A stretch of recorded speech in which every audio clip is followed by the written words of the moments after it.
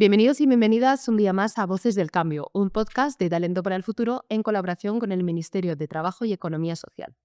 Hoy tenemos el placer de hablar con Nerea Luis. Nerea es doctora en inteligencia artificial, es divulgadora científica y cofundadora de TechFest, que es uno de los eventos tecnológicos más importantes de España. A lo largo de su trayectoria, Nerea ha trabajado incansablemente para acercar la tecnología a la sociedad, inspirar a las nuevas generaciones y reflexionar sobre el papel de la inteligencia artificial en la resolución de grandes retos globales. En este episodio queremos hablar del impacto de la inteligencia artificial en el futuro, en la ética, queremos hablar de los retos, ¿no? De este impacto social de la inteligencia artificial y también, ¿no?, inspirar a esas niñas para pues tener esas carreras STEM que tan necesarias son. Así que muchísimas gracias, Nerea, por ser referente y por estar hoy aquí con nosotras. Muchas gracias por la invitación. Antes que nada, queríamos preguntarte sobre los dilemas éticos que surgen con los avances tecnológicos. ¿Cuáles crees que son los principales dilemas a los que nos enfrentamos con estos avances?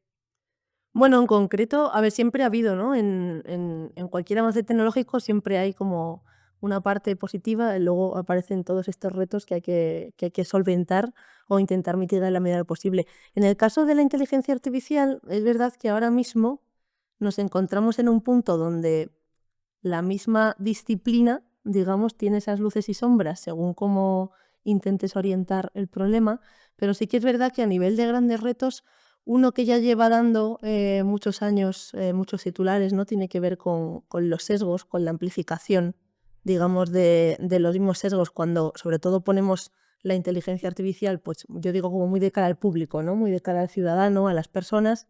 Entonces sí que es verdad que ahí hay un gran reto, no tanto para resolverlo exclusivamente desde el punto de vista técnico, es decir, como con más programación y demás. Hay una parte que sí se va a estudiar alrededor de lo que llamamos como la explicabilidad de la inteligencia artificial, pero luego, claro, surgen otros dilemas que no puedes solamente resolver, ¿no? A nivel técnico, y uno de ellos, por ejemplo, ahora es la responsabilidad, ¿no? El quién tiene la culpa en ese sentido si una cadena, o sea, dentro de la cadena, digamos, de la toma de decisiones, pues falla, imagínate que falla la inteligencia artificial, ¿no? ¿Cómo se recurre a ese tipo de procesos? ¿Cómo se garantiza, ¿no? esa auditoría, esas pruebas, etcétera, etcétera? Al final necesitamos ahí una combinación de capas, ¿no? Entre la técnica, la legal, irán llegando cosas nuevas, ¿no? Con la nueva legislación también de la Unión Europea, y luego sobre todo el impacto socioeconómico, creo que es el otro gran reto al que no necesariamente, claro, ni tenemos una bola de cristal, ni tenemos tampoco como una certeza de cuál es la ventana temporal de ese cambio, ¿no? Una de las cosas que verdaderamente me obsesiona a día de hoy es el intentar entender esas velocidades, porque si bien hemos visto que la inteligencia artificial, por ejemplo, ha avanzado mucho, ¿no? En estos últimos 3 años, pensando sobre todo en productos que han llegado, ¿no? En software que ha llegado ya para ser directamente utilizable, consumido, hasta que luego eso ya se implanta en las empresas, se empieza a utilizar a nivel profesional y demás. Es verdad que no es inmediato, ¿no? Todavía hay como unos años ahí de transformación, pero claro, el impacto que pueda tener de cara a ciertas profesiones, pues es verdad que a día de hoy es difícil de predecir. Entonces diría sobre todo esos.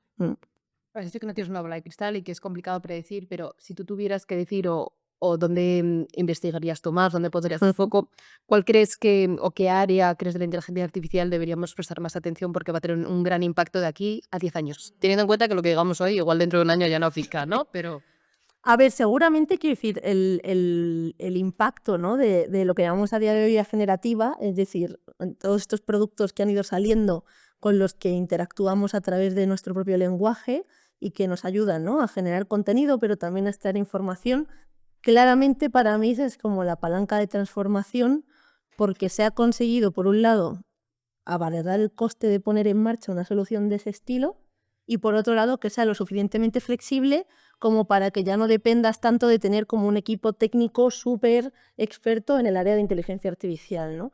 Entonces, eso obviamente va a generar dinámicas de, oye, intentar hacer ese proceso de adopción y ver en qué departamentos, pues por ejemplo, tiene sentido que se empiece a trabajar con ese tipo de software. Pero ¿qué pasa? Que más allá del área, sí que es verdad que para mí hay que identificar como un conjunto de tareas donde sí que creo que hay que poner mucho foco, ¿no? Y para mí, a día de hoy, sería todo lo que tenga que ver con procedimientos, sobre todo administrativos, donde haya mucha carga documental, ¿no? Donde haya mucha tarea de búsqueda y recuperación de información, donde haya mucha tarea también de generación de contenido, aunque ahí es verdad que varía un poquito, porque si por ejemplo hablas de diseño, pues es verdad que se puede utilizar la IA en una parte inicial, ¿no? Para hacer una conceptualización, por ejemplo, más rápida, pero luego siempre todo ese detalle, ¿no? De calidad, de materiales, todo lo que quieres usar, aunque sea a nivel digital, vas a tener que trabajarlo con un equipo, obviamente, de creativos, porque nunca va a llegar la IA a darte como esa precisión, ¿no? Que es un poco lo que le pasa a este campo.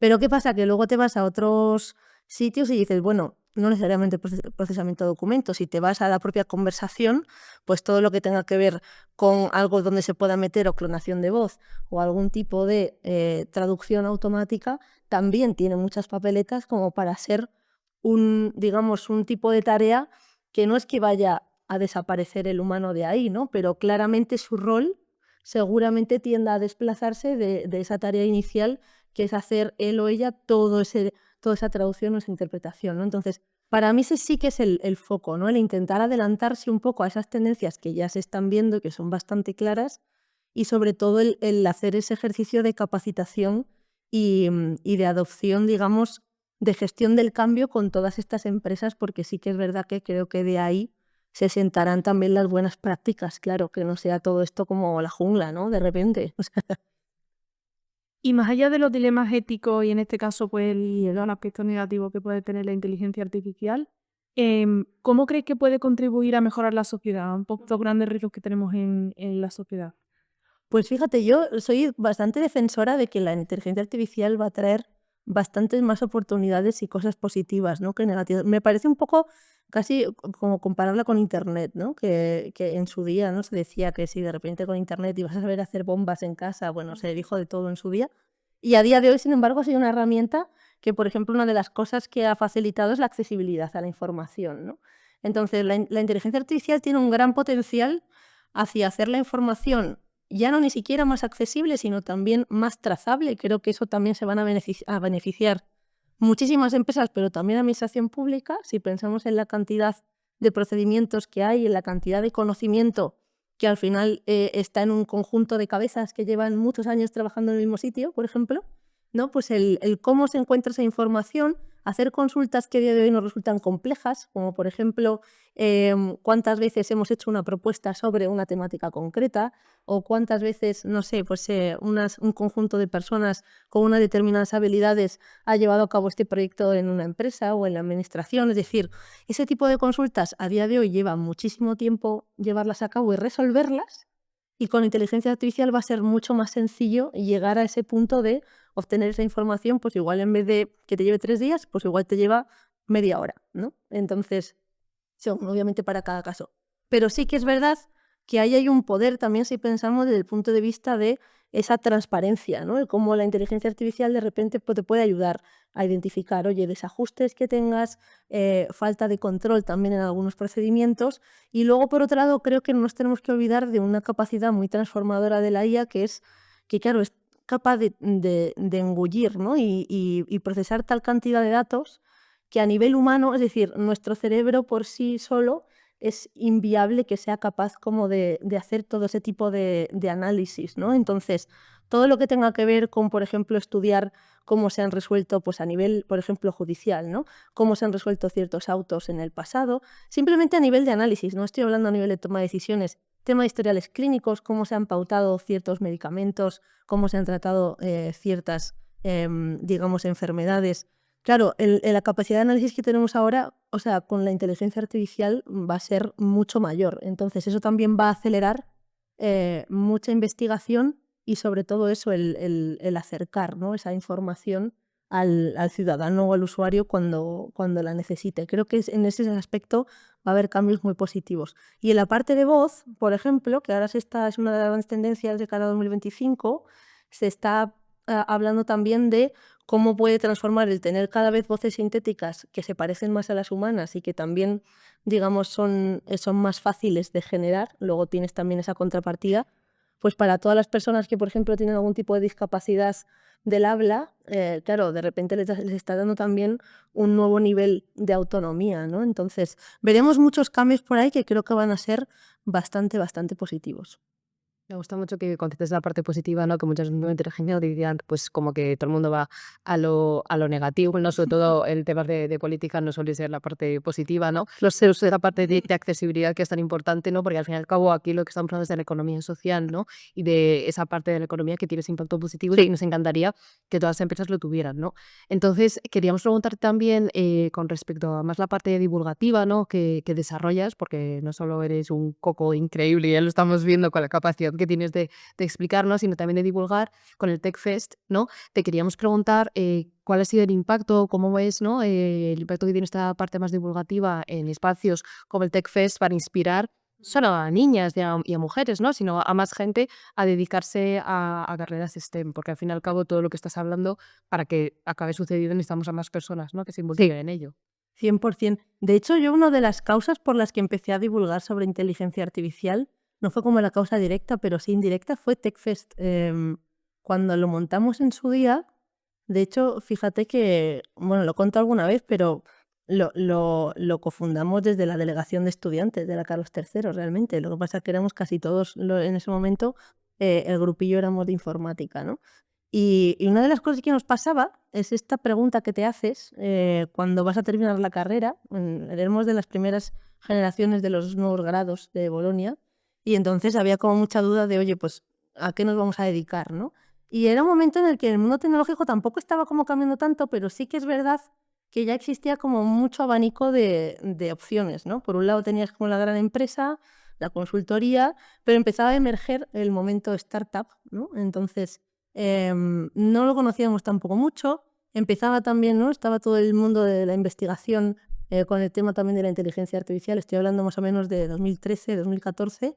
Y entonces nos hicimos una pregunta que yo creo que es muy lícita y que además animo, si están escuchando o no, que se la hagan, que es ¿qué hacen nuestros profesores de la universidad cuando no nos dan clase? Porque hay poco espacio realmente para adivinar eso. Y ese fue como el germen. Entonces, a raíz de ahí surgieron más preguntas, ¿no?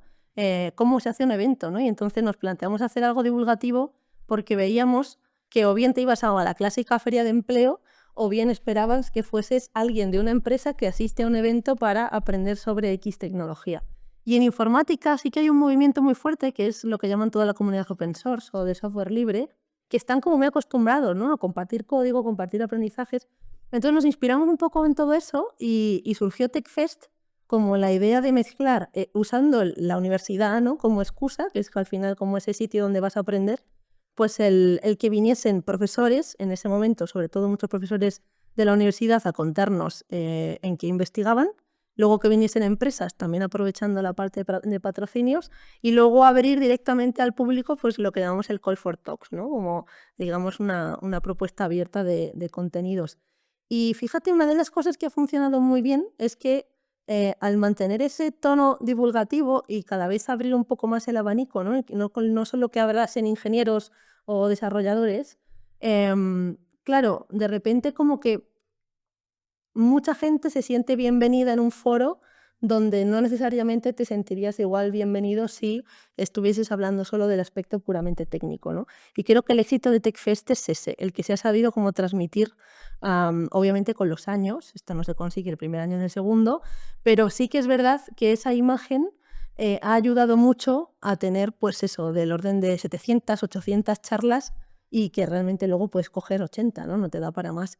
Pero es un trabajazo bueno, de mucho curro, de mucha vocación también de todos los que hemos pasado por allí y los que siguen, además.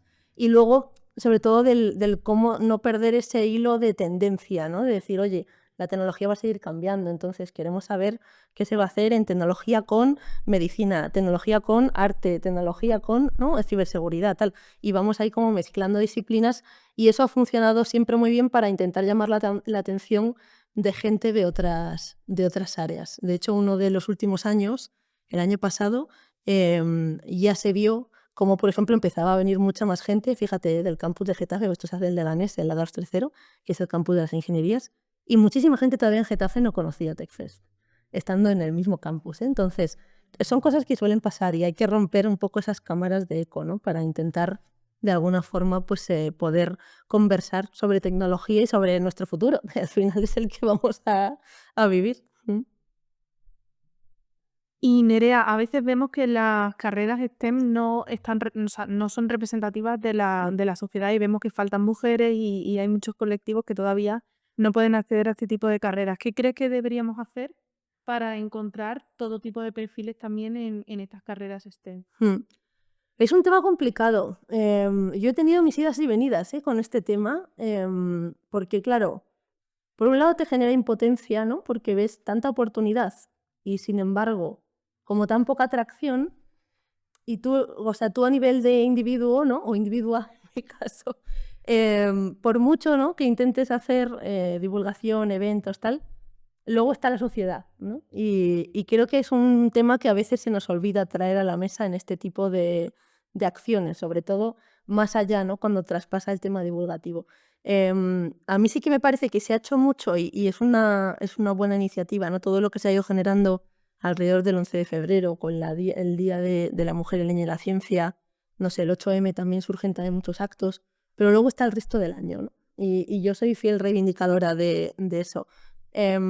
Si no tenemos presente a la mujer, ¿no? en todos los espacios, o al menos en todos los, no sé, documentos que van a leer los chavales, etcétera, etcétera, en todo el imaginario que tienes al final visual, pues es muy difícil que tú te imagines siendo eso en el futuro, ¿no? Y para mí un ejemplo claro ahora ha sido el caso de Sara, la astronauta, ¿no?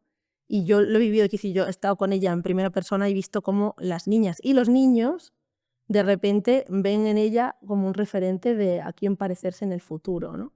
Entonces, esa imagen, si no la tuviesen, ¿no? y ven que es una chica normal, con el pelo naranja, ¿sabes? Y moderna, pues claro, de repente igual no te quieres parecer tanto, y que me perdone Pedro Duque, pero no te quieres igual parecer tanto a Pedro Duque, ¿no? que ya tiene sus años y que ya también tuvo ese momento, pero te queda más lejano cuando ya eres una persona, ¿no? todavía pequeña, que está desarrollando, y ves a Sara y flipas, ¿no? Entonces, creo que también hay que reivindicar un poco esos referentes modernos, ¿no? o actuales, y saber llevarlos también a canales jolín, donde les ayudas también a romper estas cámaras de eco, porque se nota mucho, por ejemplo, vosotros ahora estáis en este podcast y seguro que gracias a eso a mí me va a conocer gente a la que yo difícilmente llegaría a mis canales, porque el tema de ciencia y tecnología sigue estando todavía como muy cerrado al conjunto de gente que de verdad tiene como un interés genuino por la cultura científica como tal, pero si no es muy difícil salir de eso.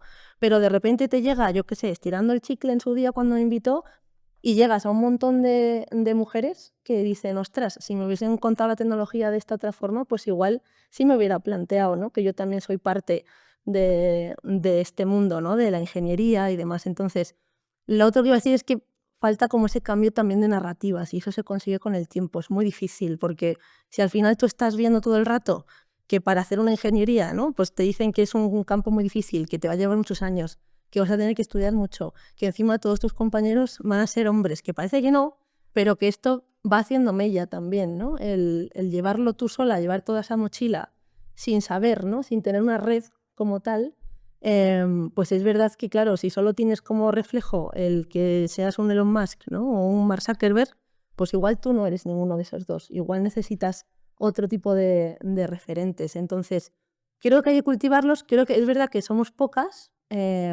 pocas todavía si piensas en quién habla, ¿no? y en quién intenta hacer esta labor, porque también a veces es costosa y cansa, pero sí que es verdad que es necesario y tiene que ser algo que desde las administraciones también se apoye, ¿no? El decir, jolín, no puede ser una cuestión de que yo de mi tiempo o de que haga ciertos temas de voluntariado, ¿no? Tiene que haber como una intención de verdad invertir en que se cambie desde que son pequeños, ¿no? Esa concepción sobre todo de la tecnología. Y a mí sí que me preocupa pensando en el futuro, sobre todo porque se ven todos los estudios, la mujer como tal, y me centro ahora sobre todo en la mujer, ha estado siempre mucho más lejos del entorno tecnológico que el hombre. Entonces, ¿qué pasa? Que en un mundo en el que cada vez está más digitalizado, la mujer tiene menos habilidades digitales, y esto como que se va grabando, ¿no? Y ahora piensas inteligencia artificial y miras los índices de uso de inteligencia artificial y vuelves a ver el mismo patrón. Muchas menos mujeres por el simple hecho de, ya veré cómo hago esto o ya no sé, como que lo pospongo, ¿no? Y sin embargo, la mayoría de los hombres tienen esa otra mentalidad de, bueno, a ver si me equivoco, no pasa nada, ¿no? Y lo pruebo y tal. Entonces, eso trasladado a tecnología se nota muchísimo, pero una barbaridad. Y es muy difícil, esa es la parte que es más difícil romper. Es decir, cómo entras en ese tipo de dinámicas que ya tienes como creadas aquí, ¿no? Porque la tecnología es muy de prueba y error y hasta que no entres en ese tipo de acciones es muy difícil que la vayas a contemplar como un hábito, ¿no? Pues siempre vas a tener como esa sensación de que la vas a liar y realmente ahora la tecnología es mucho más sencilla a nivel de uso que cuando tenías que montarte el ordenador y no había otra forma, ¿no? De acceder a Internet. Entonces, bueno, es un cóctel de muchas cosas. Y quería simplemente decir una cosa más porque está pasando, y esto lo he hablado con Marta Macho, que es otra gran divulgadora de estos temas, sobre todo activista STEM. Ella se dedica a las matemáticas desde hace muchísimos años y hablábamos hace poco del fenómeno que se está dando en la carrera de matemáticas para ejemplificar un poco lo que digo, ¿no? De estos referentes y éxito y la carrera de matemáticas tradicionalmente ha estado siempre orientada a la docencia. Investigación, quiero decir, o docencia en su mayoría. Llega el boom de la inteligencia artificial hace unos cuantos años y empieza a aparecer todo este tema de estadísticos, ¿no? Que de repente se van a empresas y ganan mucho dinero porque obviamente ahora las empresas necesitan gente que trabaje también esa parte analítica, y hay mucha más demanda. Y entonces lo que se está observando en las carreras de matemáticas es que se empieza a masculinizar una carrera que era completamente 50-50. Y eso quiere decir, se tiene que estudiar, ¿no? Porque ya hemos visto cómo con informática sucedió en los 90 y en los 2000.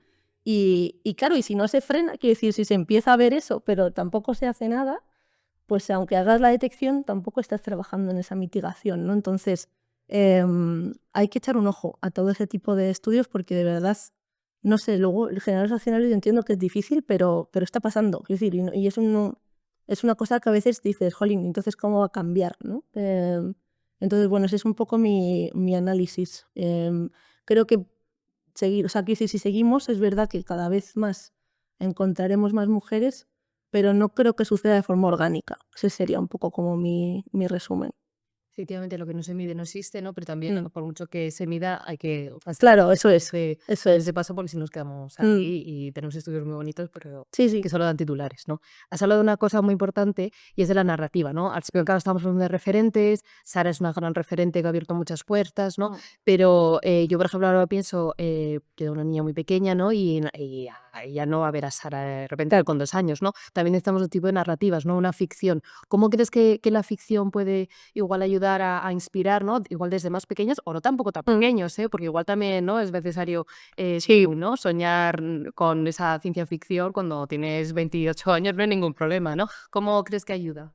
Es verdad, yo soy muy fiel defensora también de la ciencia ficción, para también remover un poco el que quieres ser de mayor. A mí me ayudó mucho, de hecho, bueno, yo siempre hablo de la animación japonesa, que fue como fue por lo que realmente yo descubrí Internet, ¿no? Al final me gustaba mucho dibujar manga y a raíz de eso, como aquí, ¿no? En España en ese momento era muy difícil encontrar información, pues Internet como que me abrió la puerta para hacerlo. Pero ahí se veía ya, ¿no? Como una tecnología que no existía todavía quizá a mí no me llamaba como tanto, ¿no? Las típicas películas así como de los 80, los 90, yo qué sé, en su día, pues Terminator, ¿no? Coche Fantástico, todo esto yo, la verdad que no me sentía como muy afín, ni siquiera con Star Wars, de lo que ya luego me enamoré años más tarde, pero sí que es verdad que el ver a dibujos, tú fíjate, dibujos animados, ¿no? En este caso manga, que era esta serie de Sailor Moon, y había guerreras, mujeres, como defendiendo cada una, ¿no? Sus ideales, y una de ellas era como la más tecnológica. A mí sí que me evocaba el decir, ostras, igual yo quiero como aprender a usar esos cacharros, ¿no? Que están utilizando en la serie, pero no tiene que decir, a nivel argumental no tiene ningún tipo de sentido porque no existían, pero a mí sí me ayudaba a decir, ostras, ¿cómo se llama esto, no? Y qué está usando y cómo funciona. Entonces, creo que sí que hay un gran poder ahí y responsabilidad en, por ejemplo, los videojuegos, en todo este tema, ¿no? Animes, series. Y es verdad que afortunadamente cada vez más, y creo que eso es muy positivo, gracias a Internet también se ha abierto mucho, ¿no? Esas diferentes narrativas, ahora puedes encontrar realmente muchísima variedad, tanto de personajes como de tramas, etcétera, etcétera.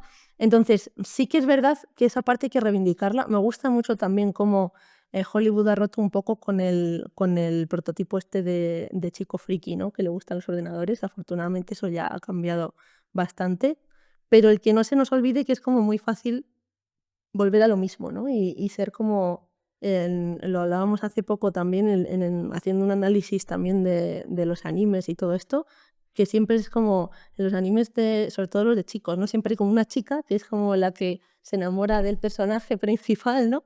Y luego se ha analizado durante muchos años el test de Bechdel, que no sé si lo conocéis, pero básicamente es un test que es una tontería, pero si analizáis las series que veis, es un test que tiene que cumplir como 3 condiciones, a ver si me acuerdo de las 3. Una es que haya personajes mujeres, otra es que los personajes mujeres tengan mayor relevancia en la trama, más allá que enamorarse del chico, y en la tercera es que al menos hablen con otra mujer durante el resto de la trama, ¿no?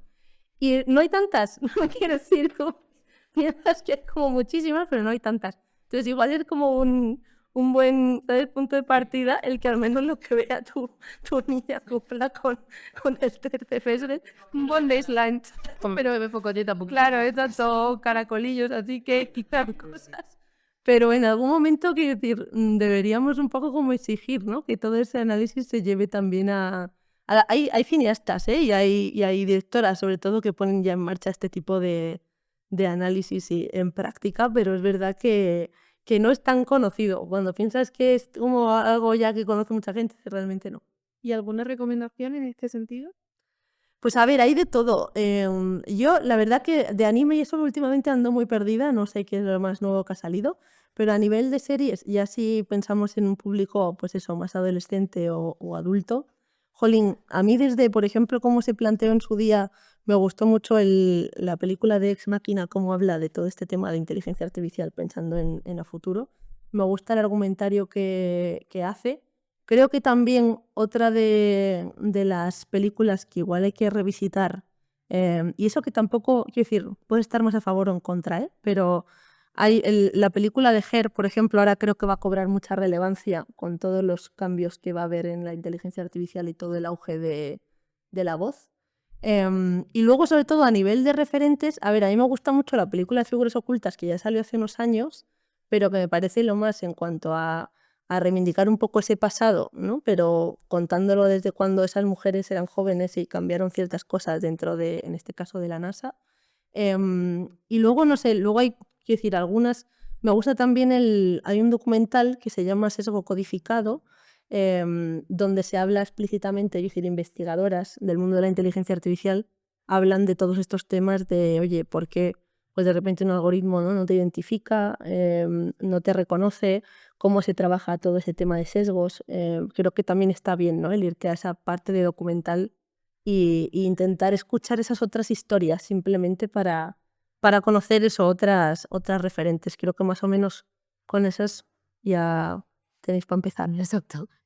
Queríamos, para terminar ya la entrevista, preguntarte pues, cómo podemos conseguir inspirar. Hemos hablado de narrativa, hemos hablado de TechFest, hemos hablado de muchas cosas, pero queríamos, como si tuvieras que dar como un consejo o algo para aquellas personas que se quieren dedicar a estas carreras, que no me refiero que igual quieran hacer una carrera de ingeniería, que también, Sí, pero nosotros reivindicamos mucho el tema de las humanidades, totalmente. inteligencia artificial, ¿no? Y todas estas partes que igual no conectamos mucho, ¿no? Pero que hay que hacerlo, ¿no? O sea, yo, por ejemplo, hice un máster en Big Data, no es que fuera la más tonta del lugar, pero yo estudié en Derecho y Relaciones Internacionales, entonces, claro, te queda, vale, ahora, preguntas muy tontas, ¿no? Pero creo que muchas veces había preguntas que aunque fueran tontas, ¿no? Sí que es verdad, pues que había gente que decía, hombre, claro, anda, no, nunca te testas esto, ¿no? Entonces, porque yo lo hice porque, bueno, fue con la pandemia y ahí se me fue un poco la olla y dije, venga, ala, tal. Pero si no está ahí de la olla, no es plena pandemia, ¿qué consejo le darías a la gente, ¿no?, para acercarse más a este tipo de carreras o de itinerarios también? Sí. A ver, yo creo que hay una parte muy, muy chula que ahora es fácil de hacer, que es o sea, antes se lo decía a la gente con Google, pero ahora, por ejemplo, con ChatGPT o Copilot, bueno, el cacharro que usen de inteligencia artificial, o si no, es un buen momento para que hagan esa prueba. Sí, sí, sí, porque claro, es que ya hay tantos que para mí ya son cacharros ya. Entonces, si entras a este tipo de sistemas generativos, ¿no? Tú puedes hacerle una pregunta que antes, pues, por ejemplo, en Google igual tenías que ir como revisando enlace por enlace y tal. Entonces, como ahora estos cacharros, estas inteligencias artificiales ya tienen acceso a Internet, en muchos casos es verdad que está bien combinarlas con ese conocimiento, ¿no? Entonces, si le preguntan, por ejemplo, tú le dices, oye, pues eres un experto en inteligencia artificial, ¿no? Que es como le pones a ChatGPT pues en ese mindset de, oye, me tienes que contestar, pero que tenga que ver con este tema. Y entonces estudio no sé qué carrera o mi afición es la que sea. Dime cuáles son las tendencias, ¿no? El qué está pasando en mi campo, pero con tu conocimiento sobre inteligencia artificial. Y es verdad que es una pregunta como muy básica, pero te dan muchas ideas, porque como estas inteligencias artificiales son muy verbosas, ¿no? Te sueltan ahí como mucha verborrea, mucha letra, mucho texto, como dirían los más jóvenes. Pues claro, ya dices, pues mira, esto no se me había ocurrido, ¿no? Y entonces les sigues preguntando, oye, y entonces sobre este caso, ¿no? O sobre esta tendencia, ¿qué? Y creo que es una parte muy bonita para descubrir también cómo te puede ayudar la inteligencia artificial a navegar por esas inquietudes que tienes, ¿no? Que es algo que en un futuro será habitual y ahora estamos un poco todavía como acostumbrándonos a ver qué es esto. Pero claramente es la forma más sencilla. La otra ya es pues seguir canales, ¿no? Sobre todo de novedades y demás. Pero es verdad que ahí lo que decías, te puede quedar igual un poquito más lejos en función de el nivel en que te encuentres o del tiempo también que tengas, que yo también lo entiendo, ¿sabes? Que estás en tu casa y dices, madre mía, ponerme ahora, ¿no? O media hora de una persona hablando sobre temas que no controlo, es verdad que también se hace pesado. Entonces, ese ejercicio al menos creo que es fácil, te puede llevar eso de 10 minutos así, luego te enganchas pues igual una orilla y creo que es un buen punto de partida. Pues muchísimas gracias por aceptar la invitación, Nerea. Nos ha encantado tenerte aquí. Esperamos que este episodio llegue a jóvenes que les pueda interesar la tecnología y que puedan también entender cómo la tecnología tiene un rol en nuestra sociedad y en construir un futuro mejor, que al final es lo que queremos. Así que muchas gracias. Muchas gracias a vosotras. Y también, ¿no? Dar muchas gracias a los jóvenes que esperemos que nos estén escuchando Por supuesto. y viendo, ¿no? Les esperamos en el próximo podcast de Voces del Cambio, que es un proyecto de Talento para el Futuro en colaboración con el Ministerio de Trabajo y Economía Social. Importante esa parte, ¿no? De economía social que hemos reivindicado hoy, de la ética, ¿no? Y todas esas cosas que muchas veces se piensa que están relacionadas con las historias, pero que deberían estar mucho más relacionadas. Y os esperamos en el siguiente. Y a ti, Nerea, por supuesto, encantadas de volver a tenerte una vez más. Muchas gracias.